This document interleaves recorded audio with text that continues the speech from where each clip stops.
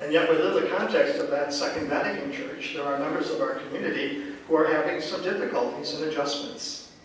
Now, one of the beauties of both John Paul II and Benedict in particular was to allow the return to the Latin Missal. Now, that's kind of an interesting factor because Paul VI was looking at that as an option. And then at the insistence of many on the council, or in the Vatican Council, decided he didn't want to go that route because he said it will only cause more division. We need to have a unified approach to our celebration because once we make exceptions, then we're going to find ourselves in a greater difficulty. And I think that has played out in fact. However, again, I have to give Benedict a lot of credit. In a way to reach out to the Plebs group, which is this rather large group of Catholics, a significant number of Catholics anyways, who found the old liturgy and the old church model to be more adaptable to their understanding of church. Benedict did kind of give them a concession that he would allow that process to take place, but there had to be a kind of acceptance of the basic themes of the council. And the first, of course, being the theme of obedience to the pontiff. And at this point in time, although he had brought back John Paul II excommunicated, and then Benedict lifted the excommunication, now we're back to an excommunication again. Because the group refuses to accept the authority of the Pope, which puts them outside. I mean, they may be a Christian group, comparable to Lutherans, Episcopalians, and Methodists, and so on, but they are not in union with the Holy Father. And thus they're not in union with the Roman Catholic Church. But that doesn't take away from this attempt not to woo what we all saw what happened after the Reformation.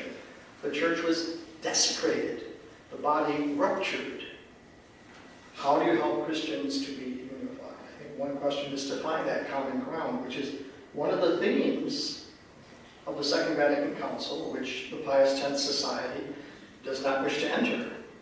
They don't like the reach out to Jews. Why? Because Jews killed Jesus. Now, we can stand back and say that may have been kind of our tradition in the past.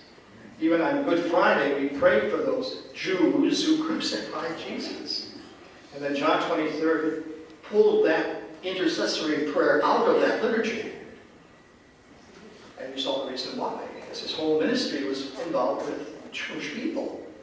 And he saw the horrific reality of the Holocaust and took ownership for it in some way. So there are still those pockets. And I think there's just a sense of trying to find a place at the table to make people comfortable. I mean, I think every family in your own experiences can have some of your kids who do some very weird things. They're still your kids. And you want to find a way to make them comfortable. And so you're trying to find ways to then eventually to a point where it ain't working. And so you play the mom and pa. This is what we do in the house, and as long as we're in the house, this is what's expected. Now, if you want to do something outside the house, that's your freedom, but then you're outside the house. There seems to be that's where we're kind of heading, unless something breaks with the leadership of the Pius X Society. Getting back to the retreat we've been looking at, the whole thrust of the retreat has been basically to look at some initial concepts that begin to be fleshed out through the mind and the spirit, the heart of John 23rd. First, we're dealing with a human person. The church for centuries have always referred to the human and the spiritual. And John was simply saying that may be a nice academic way to talk about issues, but eventually we are committed to the human person. And again, we saw in the second documentary the reality of all human beings are God's image, and the church has an option for the poor, because they are our brothers and sisters, for whatever reason, are in poverty. And a lot of people, poverty isn't just merely physically having nothing, or poverty in terms of homes. There are a lot of people in our communities of faith who are poor in spirit, absolutely poor in spirit. They find that, there's this longing in them for some identification with God, but they don't feel feel how to find it. So there was, I think, one of the silly moments after the Second Vatican Council, a lot of Catholics became Buddhists.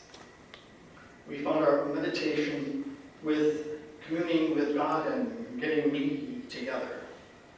And so we went to the yoga positions and all those wonderful opportunities. Nothing wrong with those traditions. Those are great disciplines. But when they become the centrality and not a vehicle to get us into a more unified experience of Christ and God and church and humanity, then in fact it's the wrong path. We find ourselves also looking at a need for adult faith formation. Thus the Barron series, for example, some of you are familiar with Catholicism that Barron put out, has become an attractive reality on television. A lot of stations are for public broadcasting, Eternal Word broadcasting. Local TV stations are using it as, 3 in the morning fillers. At least it's on the air throughout the day. And I have found it very useful in relationship to faith formation in parishes. We did it at Santa Maria. Father Paulson had me to do it at St. Mary's, and we have over 72 people engaged in that process. So it's a wonderful opportunity to reintroduce the Catholic faith with some terrific discussions. And we do it in a way that is respectful of each other, even if they are different in opinions. I think the greatest tribute I've received from Father Paulson since I've been in the parish, he said, a couple of people in the parish who I probably would have labeled as conservative said, we like Monsignor Krause, he's teaching that it's okay to be liberal. Well, I didn't think I was teaching to be liberal, but I guess how I've taught and have been trying to cause people to be in conversation is perceived, I guess there is a point of view that's different than mine that isn't that far apart. So what I'm suggesting is, in your own spiritual evolution, your own human evolution, your own diaconal evolution, your own vocation evolution, what is the core? It's to honor your humanity in its completion. It's also to see the role of dialogue. You can't do this by yourself. There's no such thing as a self-tract in human growth. Your conception linked you to something called a mother, and she nurtured you for 9 months in a real giving of experience of life to life. There's also the reality of inclusivity, keeping in mind that there are things that we might be intellectually trained to exclude, and then we discover how important to include, like the universe around us, and all the qualities of that universe. So I think what we've attempted to do is to see the importance of your praying, that prayer be wholesome, integral. Last night we talked a little bit about, because that whole film, and it was brought up this morning at breakfast, what did these helicopters are flying in, and they're all gathering together saying a prayer. It just seemed to be kind of like peculiar. I mean, if I were flying a helicopter over the top of St. Mary's Church and I knew that I would be probably killed, I don't know if I would be joining Paulson and Hugo in praying together. I think we probably would be looking for a common hole to hide together. So it seems to be unreal, except if your environmental aspect is a Trappist tradition, it's totally real. Because prayer is not something snuck in when needed. Prayer is the atmosphere of daily living. And so the divine office or the praying of the Christian prayer isn't something to do when in the old days of priests, we had to get in by midnight, and that famous mandate. And so guys would be driving home at 5 to 12, and they would park their car outside a streetlight to get that prayer in quickly, because we got to get it done, or we're not getting our prayers done. Prayer isn't that. The office is your prayer. 24 hours a day, even though you might only pray it for 15 or 20 minutes. And then as you pray the Psalms themselves, how are they experiencing in a different vocal way what you've just experienced? When praying the office, I try to review the psalm from the perspective of what have I just been through. Morning prayer, a little bit more the sense of the evening before. Evening prayer, the long day. How does this psalm summarize that experience. Sometimes it does, many times it doesn't. When I direct deacons and priests, as I do in spiritual direction, I keep reminding them that if you're praying the psalm and all of a sudden a particular sentence in a psalm pops out, stay with it. If I got 3 more to say, stay with the sentence. You're called to pray, not just to parrot a psalm. So I encourage that process to be men and women of prayer.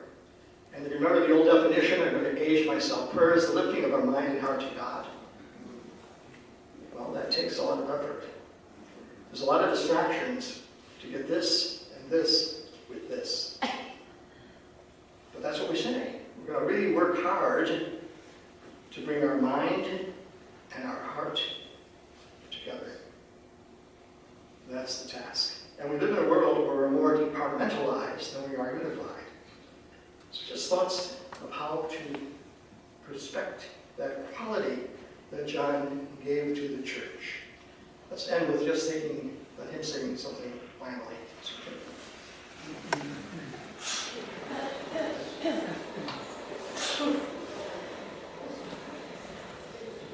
And so, my brothers, I bid you farewell. This session has been only a slow and solemn introduction to the great work before you. These discussions have caused truth to come forth, showing the world the holy freedom of the sons of God as it exists in the church. The new session that will begin next September will have an assured, uninterrupted, and swifter pace, which is possible because of the experience of this session. We hope to see its conclusion. It will be a new Pentecost, a new leap forward by the kingdom of Christ on earth, a new proclamation of the good tidings of redemption. In many countries on Christmas Eve, a light is put in the window of every house so that Joseph and Mary passing by on that night in search of refuge may know that within there is a family awaiting them around the fire and at the table spread with the good things given by God. Wherever I may go in this world, if any of you passes by my house at night in distress, you will find a light in my window. Knock. Please knock at my door. I shall not ask you whether or not you are a Catholic or what you believe, my brothers and sisters. Enter my house. My brotherly arms will embrace you, and my warm heart will rejoice at your coming.